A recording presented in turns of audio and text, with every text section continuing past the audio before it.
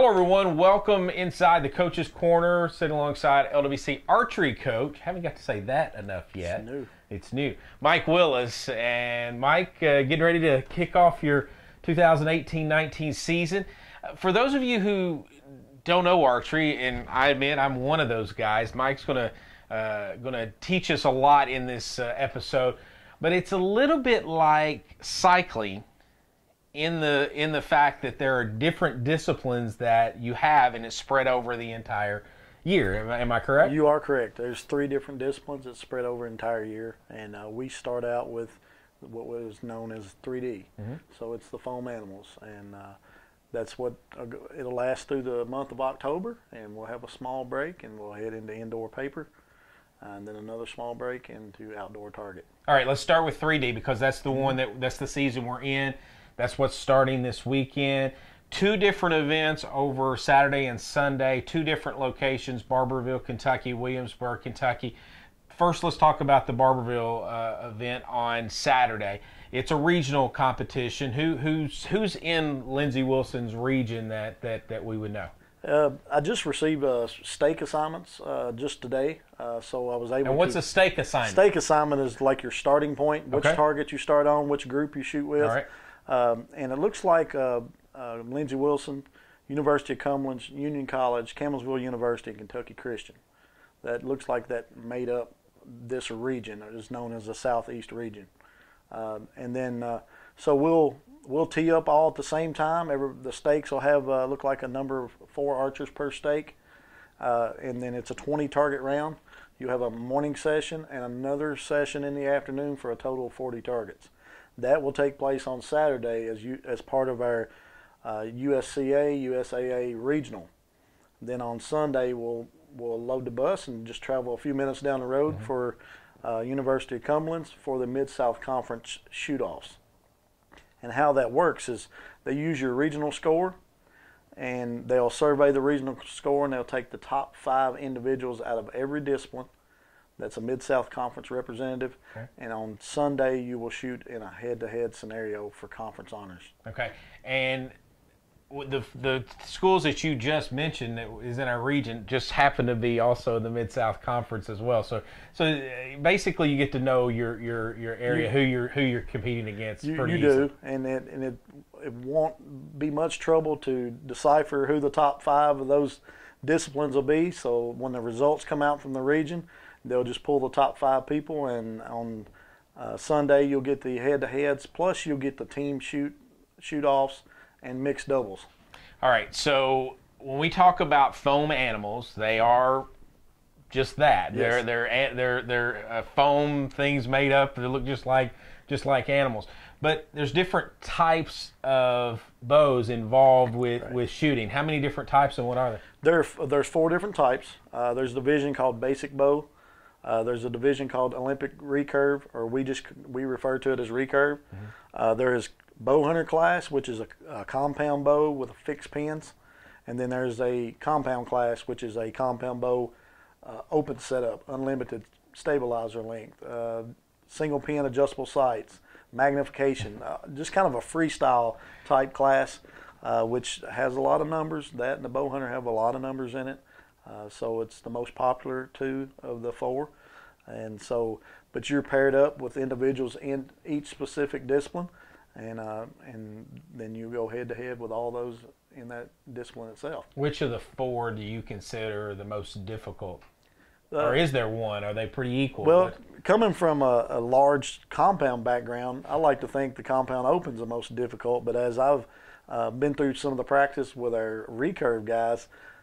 With my compound background, I find that quite difficult, where they, on their ends, probably not so difficult, and they would say the same thing about a compound bow.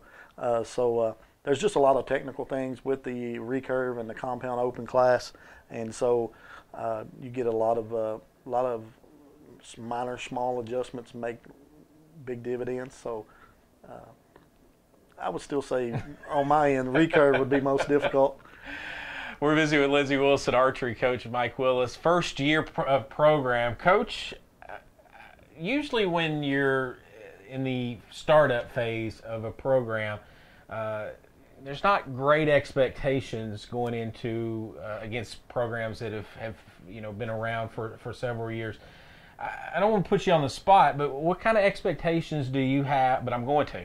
Well, what kind of expectations does Coach Willis have for the Blue Raiders going into this weekend's competition? It's funny. I was asked the same question last night on a radio show, and I said I haven't specifically put expectations on it, but the individuals that I have puts large expectations on themselves, and they come from a variety of backgrounds. Some of them very talented, very accomplished. So by doing that and by bringing individuals like that together, even the other coaches in the area starts putting expectations on you. So they know that you're going to bring everything that you have, even as a new program. They know we have certain individuals that's kind of scary, so to speak, in their discipline, and so it automatically puts certain expectations on yourself. Now, every coach would love to step in and just take over right off the bat, but I'm a realistic guy. We hope to just kind of take this first competition weekend and build on it and be one of those teams that you feel like kind of falls in the mix and has individuals that can accomplish a lot of things. As far as the conference goes, team and individual honors, it's kind of new this year. Last year was the first year Archery was involved in the MidSouth Conference. You had all conference for each discipline. This year they're combining all the disciplines. You score points in the 3D and you score points for the indoor and then outdoor, and then that's how you make up your all conference and your team champion throughout the year. So it's a little bit like golf in that capacity, where you're we're trying to educate people out there on archery. We know that it's going to be a great season.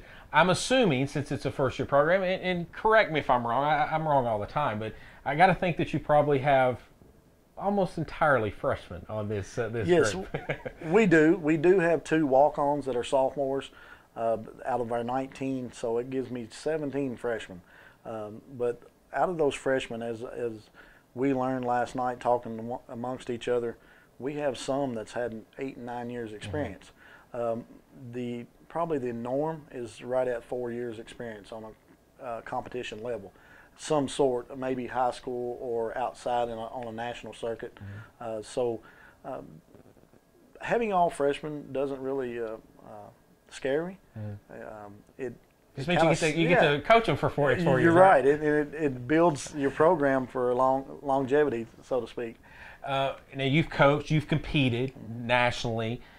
Do you anticipate going into, even though they may have 8 or 9 years experience, do you anticipate there being some butterflies, considering that they're shooting for the first time as a collegiate archer? Yes, and we joke about it all the time. I said the day you don't get a little bit of nerves kicking in, regardless of what event it is, might be the day you need to hang it up. So most of them tell you, I've shot 8, 9 years or 4 years on the national circuit. I get the butterflies every time.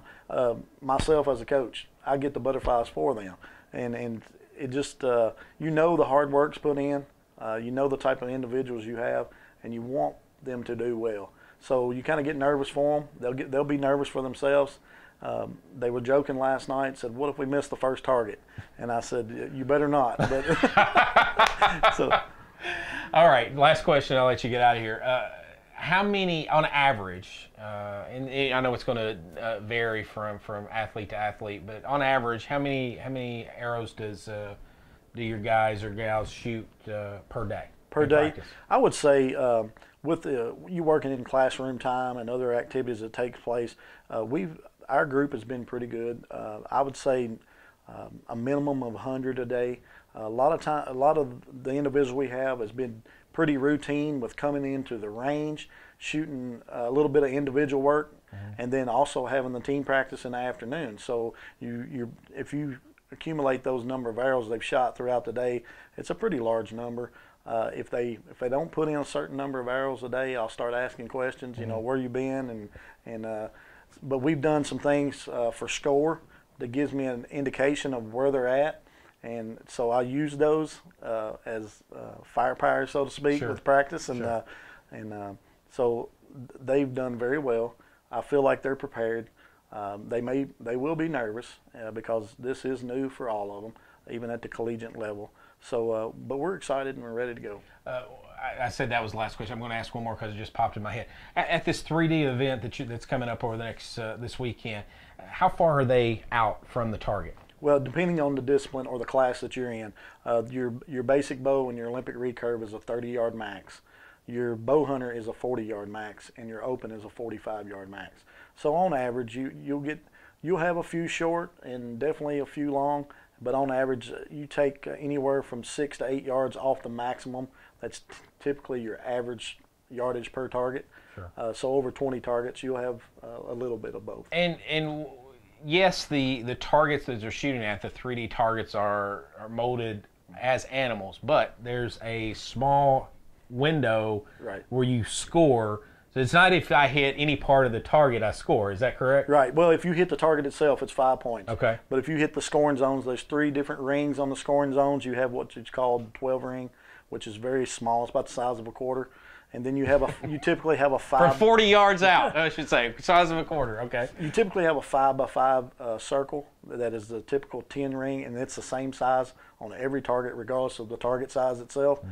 And then your 8 ring varies outside of that. Well, and then when you get into a shoot down type scenario like we will be on Sunday, you do have a 14 ring. It kind of sets away from everybody else. So it's a gamble. But it's, you can work strategies and things like that. If you know you're behind by so many points and you got to hit these, you can go for them. Typically they're surrounded by a 5 or an 8 instead of the 10 ring. So is there a shot clock? There is. In 3D is a little more lenient than indoor. You typically have, once the first archer approaches the stake, everybody after that has 1 minute to fire a shot after that. So once you approach the stake, if you use your binoculars or your rangefinder to check your yardage and set your sights or whatever, you typically have 1 minute to fire an arrow. And I promise this will be the last question. Elements are a factor in any outdoor competition, whether it's soccer, basketball, not basketball, but football, baseball, softball. How big are elements in archery? Elements in archery is huge. And, typically the last few days here, or I would say a week, we've had a lot of rain here. So we've done a little bit of work in that. I didn't do as much as maybe I should because I tried to save some equipment from getting wet or the lenses getting wet and things like that. But in archery, you shoot with the elements. You shoot with the windage. You shoot with the ground, so to speak, the hills and hollers, and your feet is typically never flat. And so unless it's your typical things such as lightning or something like that or severe weather, and if it's raining like it is today, they'll be shooting. All right, so we are at Barbourville on Saturday. This Saturday, what is that date? October 6th. And in Williamsburg at the conference meet on Sunday, October 7th. And you can log on to lindsayathletics.com and read recaps. If we can write those recaps, I don't even know if we can write those recaps. However, we'll figure that part out. And I'm also told that the University of the Cumberlands, who's hosting the event on Sunday, it's actually, they're going to have live video of it. Yeah. So we'll put that link on our website as well. Coach, thanks for joining us. Thank you. Appreciate it. Trying to educate us all on the sport of archery. Short time, you'll be a pro at it. I don't know about that. All right, Mike Willis, I'm Chris Wells. Thanks for joining us on the Coach's Corner.